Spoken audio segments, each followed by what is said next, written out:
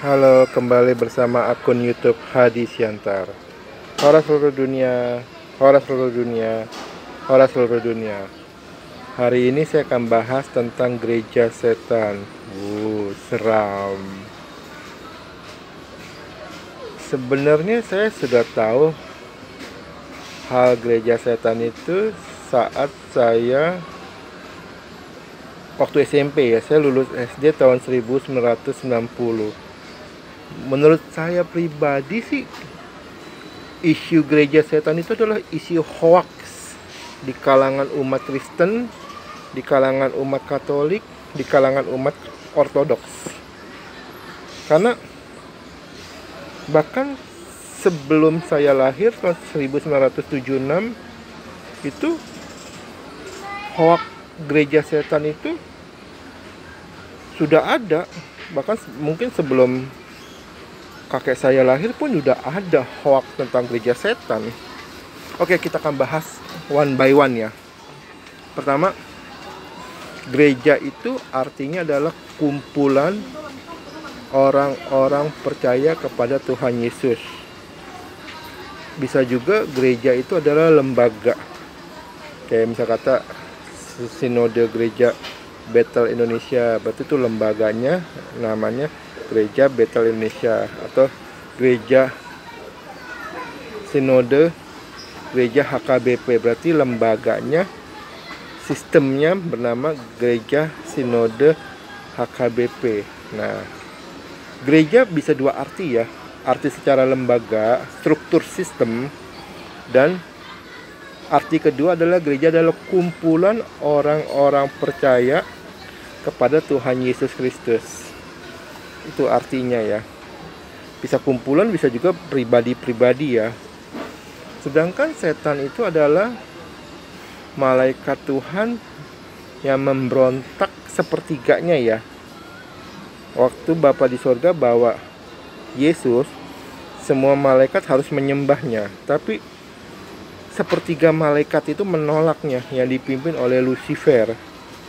Lalu sepertiganya itu dihukum sama Bapa di sorga, lalu menjadi setan, atau lebih dikenal dalam bahasa Indonesia, bahasa Melayu adalah iblis. Itu tidak mengacu ke satu orang, satu roh ya, tapi mengacu kepada sepertiga malaikat-malaikat yang memberontak. Oke. Jadi kembali lagi, kalau istilah gereja setan itu sangat bertentangan ya. Di satu sisi gereja adalah lembaga atau kumpulan orang-orang percaya, di satu sisinya lagi setan. Jadi ini seperti kayak Anda makan duren campur apa ya? Anda makan duren campur sayur asem, nggak nyambung. Oke. Saya lihat ada satu seleb komedi milenial ya. Saya nggak usah sebut namanya, pasti Anda tahu. Yang selalu podcast tentang gereja setan. Gereja setan, gereja setan, gereja setan. Baik di podcastnya pribadi maupun di podcastnya sendiri ya. Jujur saya lucu ya. Jujur ya. Karena kenapa? Seleb komedi ini sebenarnya kalau dia nggak bahas tentang gereja setan, dia memang bagus loh. Komedinya ya, saya juga suka komedi kalau tapi tidak bahas tentang gereja setan ya. Kalau bahas komedinya bagus, bahkan sangat lucu ya. Yang komedinya ini, si seleb komedinya ini, yang milenial ini, yang bahasa gereja setan itu ngawur. Saya bilang, kenapa ngawur? Dia bilang dia adalah jenderal ketiga dari gereja setan yang bisa lolos dari gereja setan. Coba kita berpikir secara logika. Oke, kita berpikir. Ada tahu nggak yang di negara Meksiko atau Kolombia ya, ada selebgram Instagram ya, seleb IG itu yang mengolok-ngolok bandar narkoba di Meksiko atau Kolombia ya. Besoknya seleb Instagramnya itu mati dengan diberondong peluru yang sangat-sangat banyak. Terus ada lagi nih kisah nyata, ini yang di Afghanistan, ini sebelum Taliban berkuasa ya. Ada seleb TikTok ya, selebritis TikTok ya, yang selalu menghina Taliban. Nah, ini waktu zamannya presidennya Ashraf Ghani, yang sekarang presiden yang itu udah kabur ya waktu Taliban masuk ke Afghanistan ya.